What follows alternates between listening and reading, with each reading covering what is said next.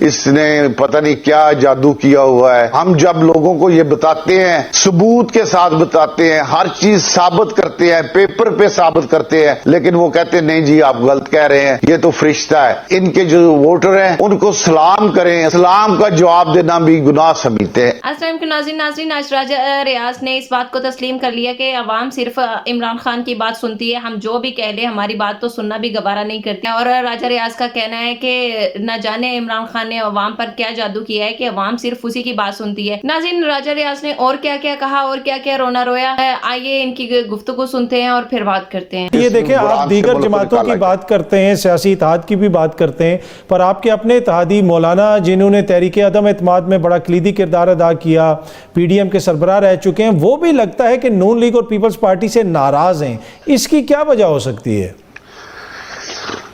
جی، مولانا صاحب کو بھی جس طرح باقی جماعتوں کو الیکشن کے نتائج پہ کافی خدشات ہیں، تحفظات ہیں، انہیں بھی ہیں، لیکن ہم کوشش کر رہے ہیں کہ وہ ملک کی خاطر، پاکستان کی خاطر اس پیچھے جو ہو گیا اس کو چھوڑے، آگے کی طرف دیکھیں. میں بھی ان سے آپ کے ذریعے کاظمی صاحب ریکویسٹ کرتا ہوں کہ عدم اعتماد میں ہم نے ان کے کہنے پہ کافی ان کا ساتھ دیا تھا، تو بطور ایک ان کے چھوٹے بھائی ہونے کے ناطے میں بھی مولانا فضل الرحمان صاحب سے ریکویسٹ کرتا ہوں کہ اس وقت الیکشن یا سیاست کو نہ دیکھیں، پاکستان کو دیکھیں.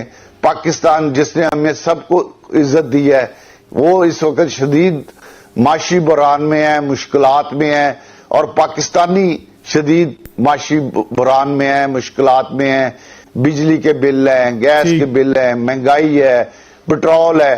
تین چیزوں کے لیے مولانا صاحب سے میں ریکویسٹ کرتا ہوں کہ وہ پاکستان کو مضبوط کرنے کے لیے ایک جو اتحاد بن رہا ہے اس میں وہ بھی اس میں شامل ہو کے پاکستان کی ترقی کے لیے اور پاکستان کی خوشحالی کے لیے جی بالکل وہ اپنا حصہ ڈالے. اچھا راجہ صاحب، کیا باضابطہ طور پہ بھی نون لیگ مولانا صاحب سے رابطہ کرے گی؟ جی، مولانا صاحب ہمارے لیے بڑے قابل احترام ہیں، عزت کی جگہ ہے. ہم ان سے رابطہ کر بھی رہے ہیں اور آئندہ بھی انشاءاللہ رابطہ کریں گے، کیونکہ ہم چاہتے ہیں کہ پاکستان جس مشکل میں ہے اس مشکل میں سے نکالنے میں جس طرح باقی سیاسی جماعتیں اور مسلم لیگ نون اپنا رول کر رہی ہے میاں نواز شریف اور میاں شہباز شریف کی قیادت میں، اسی طرح مولانا بھی اس میں ضرور حصہ ڈالیں تاکہ تاریخ میں یہ لکھا جائے. ٹھیک ہے، آپ بار بار ملک کی بات کرتے ہیں اور بڑی اچھی بات کرتے ہیں کہ ملک کو ہم نے آگے لے کے چلنا ہے. مشاہد حسین صاحب نے کہا کہ اگر ہم نے ملک کو آگے لے کے چلنا ہے تو تحریک انصاف کے ساتھ بھی بیٹھنا ہوگا، ان سے بھی مصالحت کرنی ہوگی. آپ نہیں سمجھتے سر کہ ان سے بھی بات چیت ہونی چاہیے، یا آپ سمجھتے ہیں کہ نہیں، ان سے بات چیت نہیں ہونی چاہیے؟ سر، آپ نے دیکھا ہے کہ ان کے قائد نے بڑا واضح پیغام دیا ہے کہ کسی صورت ہم نے پیپلز پارٹی، مسلم لیگ نون اور ایم کیو ایم کے ساتھ کوئی بات نہیں کرنی.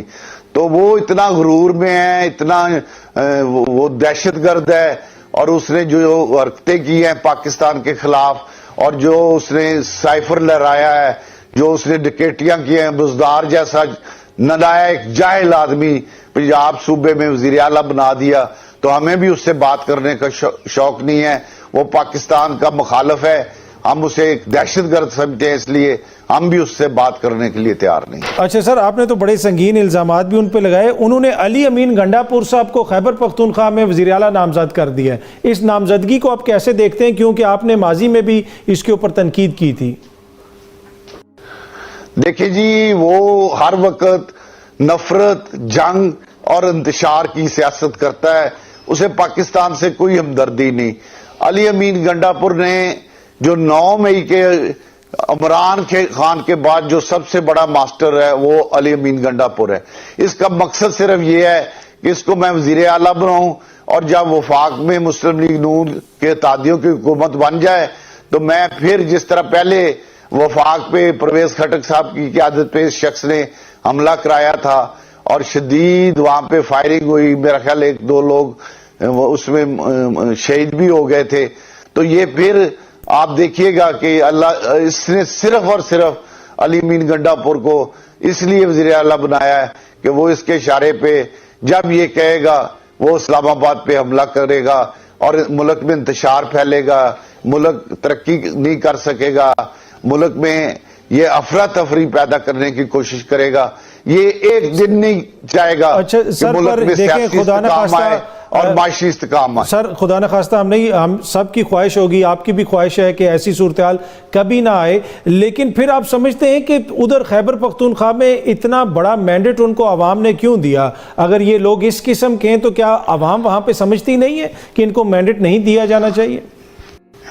یہ کاظمی صاحب ہماری قوم کی بدقسمتی ہے کہ وہ اس شخص کو سمجھ نہیں پا رہے.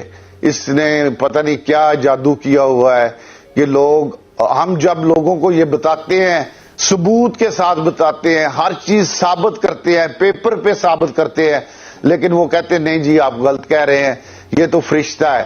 اب اس نے اس طرح کا بچوں کا ذہن بنا دیا، اس طرح گالی گلوچ کا ماحول پیدا کر دیا. ایک تلخی، یقین جانے کہ ان کے جو ووٹر ہیں ان کو سلام کریں. اسلام میں ہے کہ جب کوئی آپ کو السلام علیکم کہے تو آپ وعلیکم السلام کہیں، لیکن یہ سلام کا جواب دینا بھی گناہ سمجھتے ہیں. اس حد تک اس نے بچوں کے میں نفرت پیدا کر دی ہے.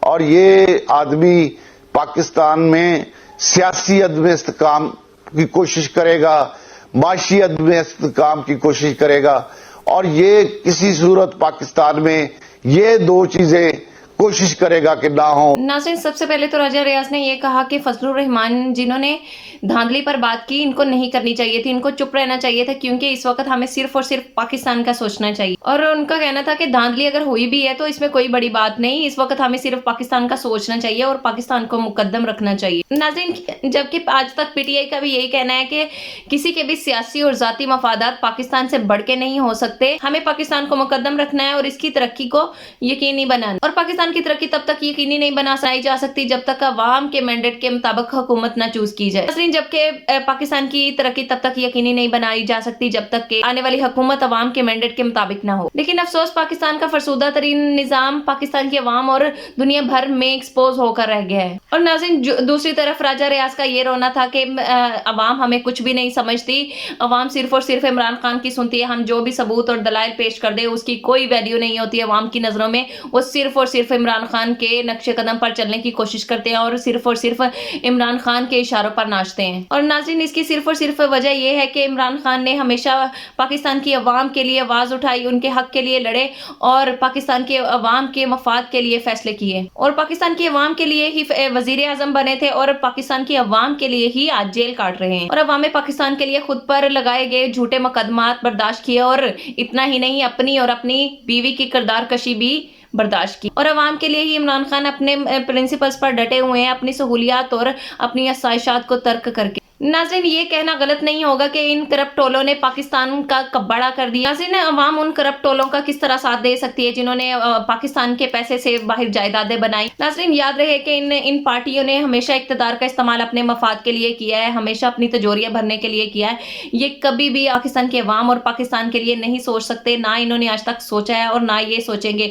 ناظرین، آپ کا اس بارے میں کیا کہنا ہے؟ اپنی رائے کا اظہار بھی ضرور کریے گا اور چینل کو سبسکرائب ضرور کریے گا.